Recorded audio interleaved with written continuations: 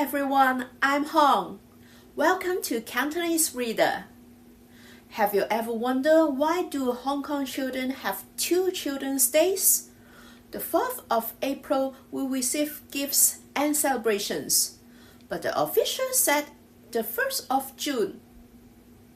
Today, we read an interesting Hong Kong story about the historical origins of Children's Day.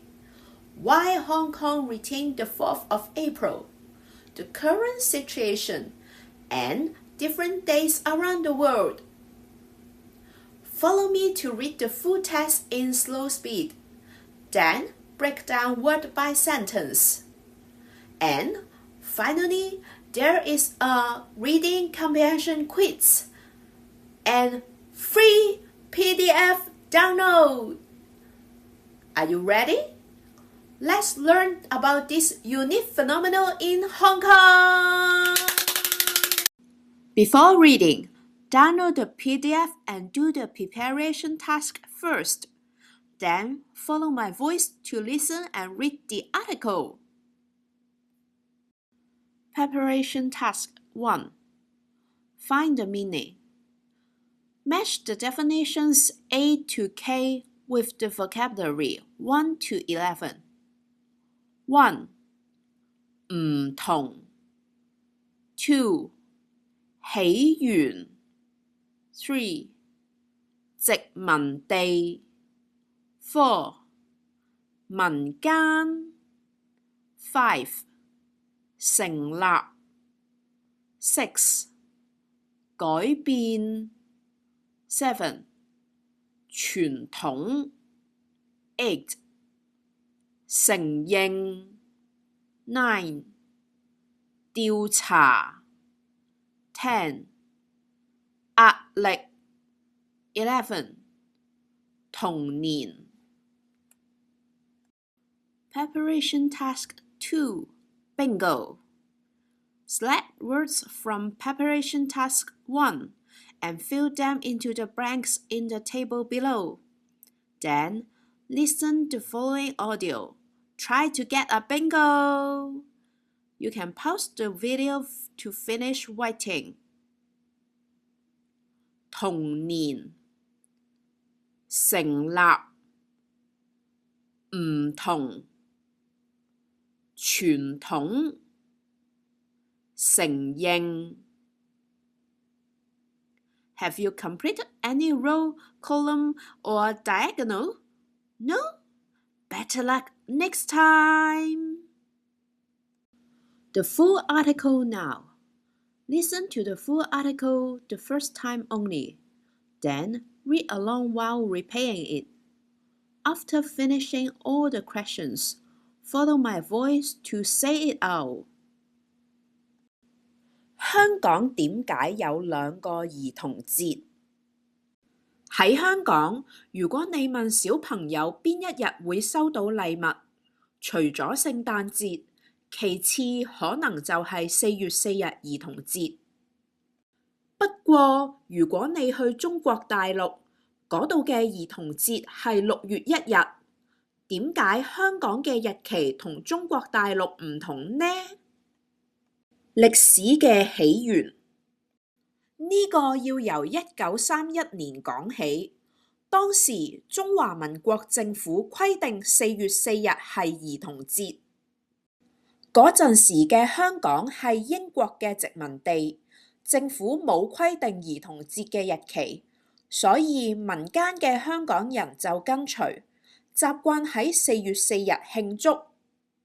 日期嘅轉變1949年中華人民共和國成立之後，參加咗一個蘇聯舉辦嘅國際會議，決定將6月1日定為國際兒童節，所以中國大陸改咗日期。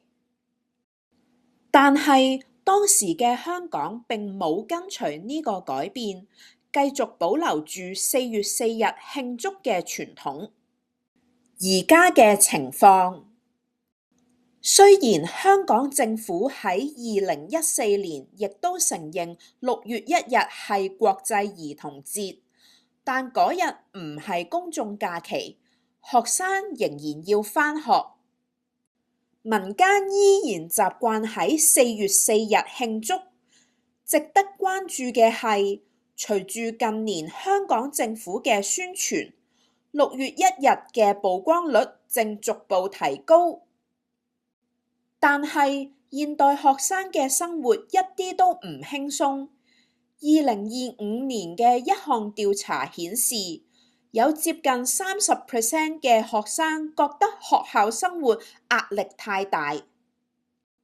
對小朋友嚟講，比起邊一日慶祝節日，佢哋或者更希望擁有一個輕鬆快樂嘅童年。世界各國慶祝兒童節嘅日期都唔太一樣，例如6月1日，中華人民共和國、北韓、俄羅斯；5月5日，南韓、日本；10月1日，新加坡；10月12日，巴西。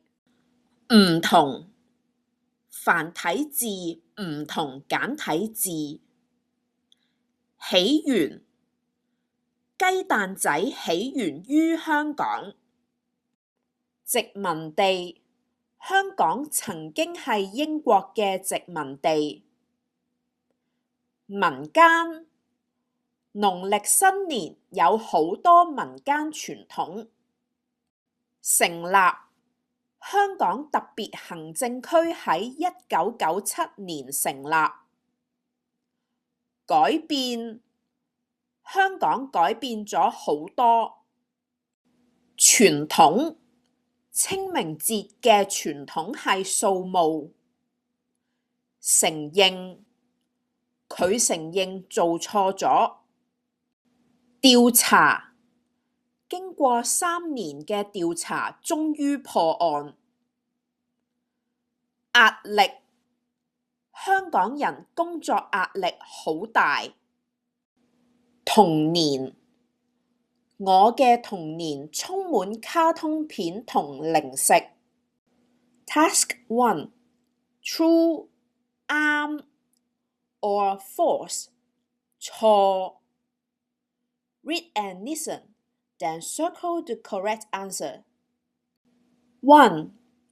中華人民共和國喺1931年將4月4日定為兒童節。2.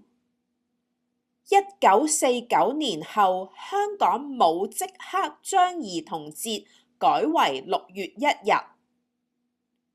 3. 喺香港，6月1日唔係假期，學生仍然要上堂。4.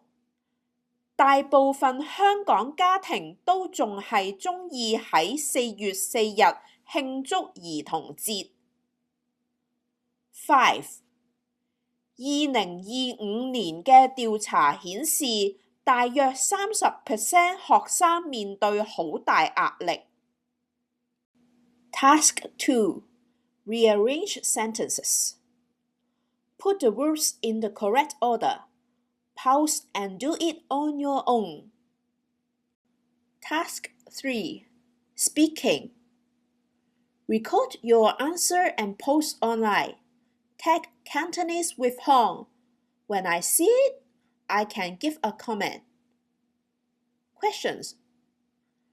喺你嘅國家，兒童節係邊一日？啲人通常點樣慶祝？ Did that feel a bit complicated after reading? Don't worry, watch it a few more times. Remember, no one is a perfect learner. Language learning takes practice. The free PDF notes for this episode are ready and include the full article, a vocabulary list, reading comprehension quiz, sentence reordering exercise, answers. These materials will help you to practice all 4 skills in Cantonese: reading, writing, listening and speaking. Download from the description box. Don't forget to like, comment, share, and subscribe. We'll continue with the next Hong Kong story in the next episode.